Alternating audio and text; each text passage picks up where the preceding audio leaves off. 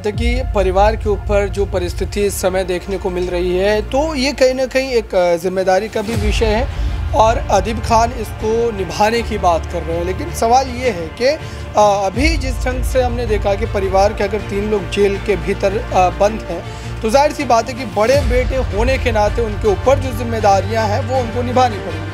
लेकिन अगर वो राजनीति में आते हैं, राजनीति में अगर वो कदम रखते हैं, तो वो जनता कितना असर आती है वो देखने वाली बात होगी। लेकिन फिलहाल आजम खान का जो सियासी कद था समाजवादी पार्टी के अंदर या फिर भारत की राजनीति में, उसको एक बड़ा झटका ज़रूर लगा है और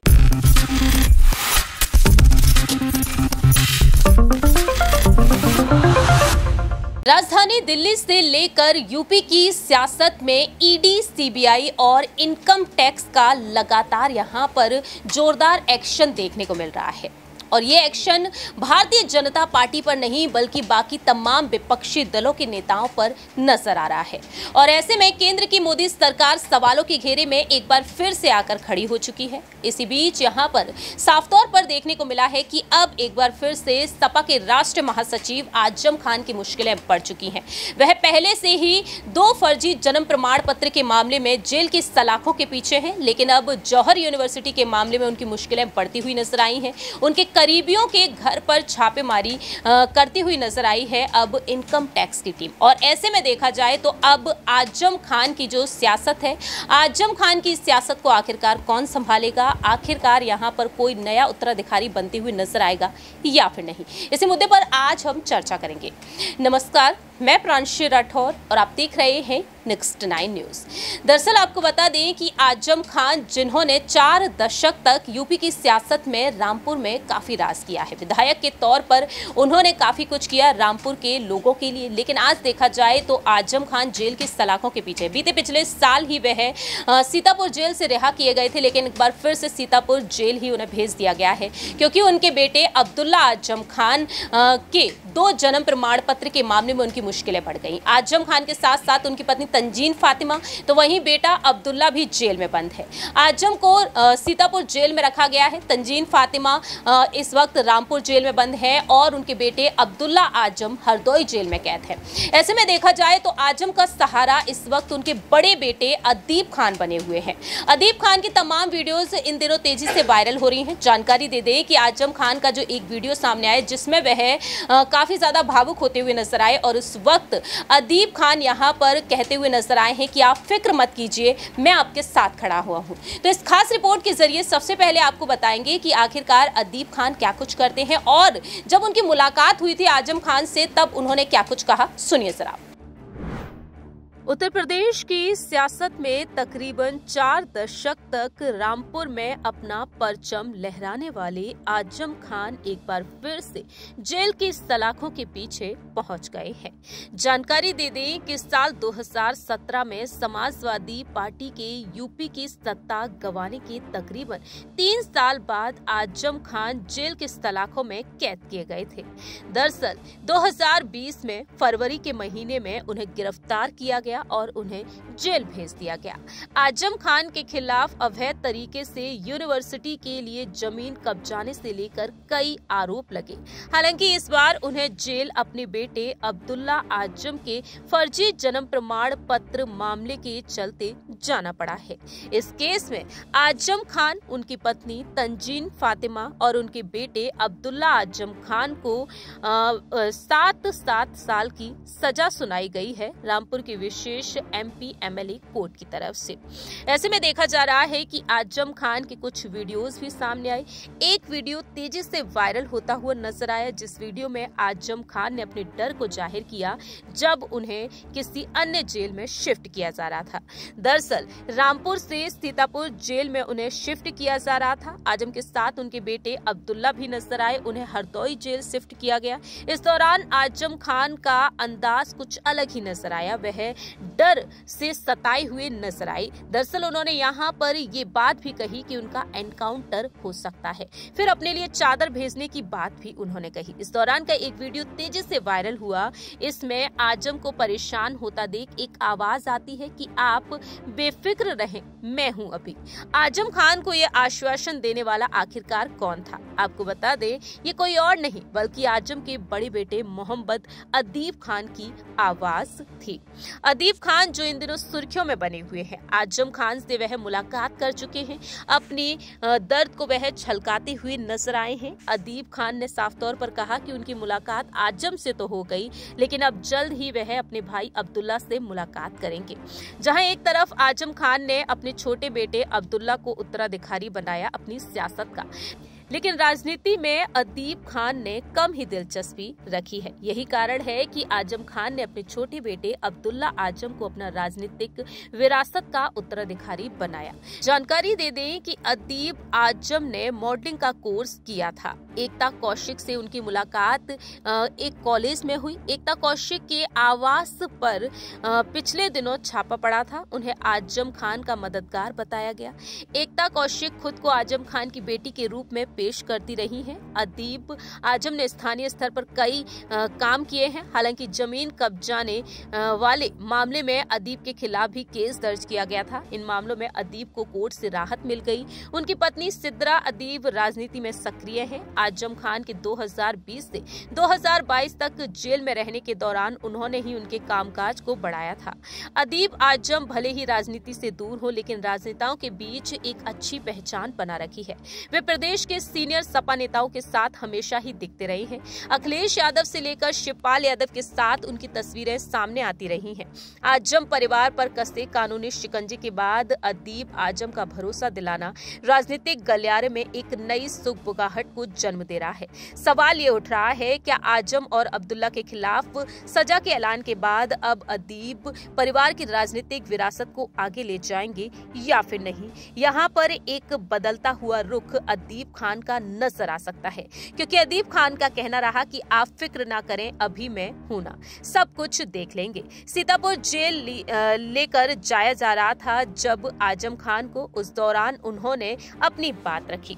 आपको जानकारी दे दें कि अदीब खान साफ तौर पर कह चुके हैं, आजम खान को वह दिलासा देते हुए नजर आए हैं, उनसे मुलाकात भी कर चुके हैं और उनका कहना रहा है साफ तौर पर कि जेल मैनुअल के हिसाब से आजम खान को सभी सुविधाएं दी जा रही हैं। फिलहाल देखा जाए तो अदीब खान को लेकर ये कुछ बड़ी खबरें सामने आई हैं। हमने आपको बीती पिछली रिपोर्ट में तमाम जानकारियां दी हैं अदीब खान के बारे में। आपने सुना कि किस तरीके से यहाँ पर अदीब खान अब यहाँ पर इन्हीं बयानों के चलते चर्चा का विषय बने हुए हैं। तो आज हम अदीब को लेकर चर्चा करेंगे हमारे सहयोगी अबरार से कि आखिरकार इस मामले में उनका क्या कुछ कहना रहेगा। अबरार, जैसा कि आप भी जानते हैं कि आजम ने अपने छोटे बेटे अब्दुल्ला को अपना उत्तराधिकारी बनाया, क्योंकि अदीब खान की राजनीति में कोई ज्यादा दिलचस्पी ही नहीं रही। लेकिन देखने को मिला कि जब आजम खान को 2020 में जेल भेजा गया, उस वक्त उनकी बहू सिद्रा अदीब खान चर्चा का विषय बन गई। वह राजनीति में सक्रिय होती हुई नजर आई और उनका कहना था कि अगर उनके ससुर चाहेंगे तो वह राजनीति में कदम रखेंगी। लेकिन अब यहाँ पर कहीं ना कहीं अदीब खान जो चर्चा का विषय बन चुके हैं, क्या यहाँ पर अब उनकी दिलचस्पी देखने को मिलेगी? क्योंकि देखने को यह मिला है जब जब चुनाव आए हैं तब अदीब ने खुलकर अपनी बात रखी है और आज देखा जाए वह साफ तौर पर कह रहे हैं कि आप फिक्र मत कीजिए, मैं आपके साथ खड़ा हुआ हूँ। देखिए, जाहिर सी बात है कि परिवार के ऊपर जो परिस्थिति इस समय देखने को मिल रही है, तो ये कहीं ना कहीं एक जिम्मेदारी का भी विषय है और अदीब खान इसको निभाने की बात कर रहे हैं। लेकिन सवाल ये है कि अभी जिस ढंग से हमने देखा कि परिवार के अगर 3 लोग जेल के भीतर बंद हैं, तो जाहिर सी बात है कि बड़े बेटे होने के नाते उनके ऊपर जो जिम्मेदारियां हैं वो उनको निभानी पड़ेंगी। लेकिन अगर वो राजनीति में आते हैं, राजनीति में अगर वो कदम रखते हैं, तो वो जनता कितना सराहती है वो देखने वाली बात होगी। लेकिन फ़िलहाल आजम खान का जो सियासी कद था समाजवादी पार्टी के अंदर या फिर भारत की राजनीति में, उसको एक बड़ा झटका ज़रूर लगा है। और लगातार आप देख रहे हैं कि कई वर्षों से उनके ऊपर जो है कई मुकदमे जो है वो दायर किए गए हैं। कई बार वो इस दौरान जेल गए, फिर उनकी रिहाई हुई, ज़मानत मिला और अभी भी जो सेशन कोर्ट की तरफ से 7 साल की सज़ा जो है सुनाई गई है, इस सज़ा को भी जाहिर सी बात है कि जो है चुनौती दी जाएगी और आगे भी ये मामला जो है लगातार चलता ही रहेगा। लेकिन इस बीच सबसे बड़ा प्रश्न ये है कि समाजवादी पार्टी से इतने लंबे समय से जुड़े होने के बावजूद भी मुलायम सिंह यादव के दोस्तों में से गिने जाते हैं, समाजवादी पार्टी के संस्थापकों में से जाने जाते हैं, लेकिन उसके बावजूद भी समाजवादी पार्टी की जो नीयत है और जो नीति उस पर सबसे बड़ा प्रश्न खड़ा होता है कि समाजवादी पार्टी क्या राजनीतिक रूप से वो दबाव बना पा रही है, क्या वो सड़कों पर उतरकर किसी भी तरीके से प्रदेश की भाजपा सरकार के खिलाफ एक मजबूत इरादा जो है अपना दिखा पा रही है, या मात्र ट्वीट के माध्यम से आप अपने नेता को छुड़ाने का एक नाकाम प्रयास जो है वो कर रहे हैं। और ये बिल्कुल दर्शाता है कि अगर वाकई पार्टी किसी वजह से आप देख लीजिए, अगर मैं उदाहरण के तौर पर बात करूं, संजय सिंह की गिरफ्तारी हुई, ईडी सीबीआई का मामला है, लेकिन पार्टी की जो शिद्दत है संजय सिंह को लेकर के वो नज़र आती है सड़कों पर जब कार्यकर्ता उतरते हैं, जब भाजपा जो है कार्यालय के सामने कार्यकर्ता जो है पुरजोर ढंग से विरोध प्रदर्शन अपना करते हैं, तो ये कहीं ना कहीं एक आवाज़ जो है राजनीतिक रूप से आपकी पहुंचती है कहीं तक। लेकिन समाजवादी पार्टी का ये रवैया जो है वो काफ़ी ज़्यादा संदेहजनक है। और अभी की अगर बात करें तो चुनाव है और जाहिर सी बात है कि चुनाव को मद्देनज़र रखते हुए जो है अखिलेश यादव ने एक सस्ती राजनीति करने का जो है वो बयान दिया, जिस बयान को आपने सुना होगा जब उनकी सज़ा मुकर्रर की जाती है, 7 साल की सज़ा होती है, उसके बाद अखिलेश यादव का एक बयान होता है कि अल्पसंख्यक होने की वजह से, मुसलमान होने की वजह से उनके ऊपर ये कार्रवाई की गई है। ये एक जो है आप कह सकते हैं निम्न स्तर की जो राजनीति होती है वो उस तरीके का बयान है, क्योंकि मात्र इस सज़ा से हम आज़म खान के ऊपर लगाए गए उन तमाम FIR को, मुकदमों को नहीं समझ सकते, क्योंकि लगातार जो 6-7 वर्षों से उनके ऊपर एक के बाद एक, आप सोचिए कि किताब चोरी तक के आरोप है जो उनके द्वारा जौहर यूनिवर्सिटी बनाई गई है, उस यूनिवर्सिटी में अरबों का जो है पैसा लगा है, लागत लगी है, बड़ी बड़ी बिल्डिंगें हैं, लेकिन उसके बावजूद भी जो आरोप है उनके ऊपर वो काफ़ी ज़्यादा हैरान करने वाले हैं। किताब चोरी तक के आरोप है कि उसकी लाइब्रेरी में जो किताबें रखी गई है उस विश्वविद्यालय के, वो चोरी की हुई किताबें हैं। तो ये सारे मामला पहले भी दर्ज किए गए थे, लेकिन अभी आप देखिए अखिलेश यादव का ये बयान आना, फिर उसके बाद और भी कई नेताओं का वहाँ जाना, चाहे वो कांग्रेस पार्टी के प्रदेश अध्यक्ष अजय राय का पहुँचना हो, या उससे पहले जब आज़म खान जेल में थे तो उस समय आचार्य प्रमोद कृष्णम वहाँ पहुँचे थे। तो कांग्रेस पार्टी लगातार ये कोशिश कर रही है कि आज़म खान का जो समाजवादी पार्टी के साथ राजनीतिक गैप हुआ है उसको फुलफिल किया जाए और उनको कहीं ना कहीं अपनी पार्टी में साधा जाए, क्योंकि उनसे एक वोट बैंक जुड़ा है। और जाहिर सी बात है इसके लिए कांग्रेस पार्टी कोशिश कर रही है, लेकिन यह अखिलेश यादव के लिए कहीं ना कहीं राजनीतिक रूप से एक बड़ा झटका लग सकता है लोकसभा चुनाव में, क्योंकि भले ही वो अपनी उस रामपुर जो है विधानसभा सीट पर उपचुनाव में अपने प्रत्याशी आसिम खान को नहीं जितवा पाए थे, लेकिन अभी भी एक पकड़ पुराने नेता होने के नाते नजर आती है। लेकिन अबरार, यहाँ पर एक और छोटा सा सवाल यही बनता है कि 2024 जो काफी नजदीक है और 24 के लोकसभा चुनाव को मद्देनजर रखते हुए अब आजम की जो पकड़ रही है रामपुर में, तो रामपुर को यहाँ पर साधने के लिए अब अखिलेश का क्या रुख हो सकता है? क्योंकि अदीब खान कहते हैं कि अब आजम खान का जो परिवार है और अखिलेश यादव का जो परिवार है वो एक परिवार है, वो ये कहते हुए नजर आए हैं। तो क्या अखिलेश की अब कोई बड़ी मेहरबानी यहाँ पर नजर आएगी? उनके बड़े बेटे और बहू पर सिद्रा को वह आगे रखना शायद यहाँ पर चाहेंगे या फिर नहीं, या फिर अदीब को आगे करने की कोशिश की जा सकती है? देखिए, अखिलेश यादव ने ये बयान जो दिया है ये दरअसल राजनीतिक बयानबाजी है, क्योंकि अगर परिवार एक है तो क्या शिवपाल यादव की गिरफ्तारी के बाद भी अखिलेश यादव का जो रवैया रहेगा या फिर उनकी गिरफ्तारी के बाद जो उनका रिएक्शन रहेगा क्या वो उसी ढंग का रहेगा? बिल्कुल भी नहीं रहेगा। समाजवादी पार्टी के तमाम कैडर जो सड़कों पर उतर जाएंगे, उत्तर प्रदेश पूरा जाम कर दिया जाएगा। तो ये बयान जो है कहीं ना कहीं जाहिर करता है कि अखिलेश यादव अब मात्र जो है उन तमाम वोटों को हासिल करने के लिए कोशिश कर रहे हैं, लेकिन आज़म खान की भी कहीं ना कहीं वो राजनीतिक छवि धूमिल हुई है। लगातार आपने देखा कि रामपुर में अखिलेश यादव का जाना नहीं हुआ करता था, लेकिन हालिया कुछ महीने पहले जो अखिलेश यादव वहाँ पहुँचे थे, लेकिन उसके बावजूद भी क्या अखिलेश यादव की इन तमाम कोशिशों के बावजूद भी क्या आज़म खान अपने उस क्षेत्र में अपना वो राजनीतिक वजूद बचा पाए हैं? क्योंकि उपचुनाव से तो बिल्कुल भी ऐसा प्रतीत नहीं होता, क्योंकि उनके प्रत्याशी जो चहीते प्रत्याशी थे उनके आसिम खान, उनके लिए लगातार दिन रात वो मेहनत कर रहे थे, लेकिन उसके बावजूद भी अगर वहाँ से जीत भाजपा की होती है तो ये एक राजनीतिक दिशा को दिखलाता है कि लगातार जो आपकी आप कह सकते हैं कि जो गैर तवज्जो जो लगातार आजम खान को झेलना पड़ा, वो फिर से एक बार हासिल कर पाना समाजवादी पार्टी के लिए भी मुश्किल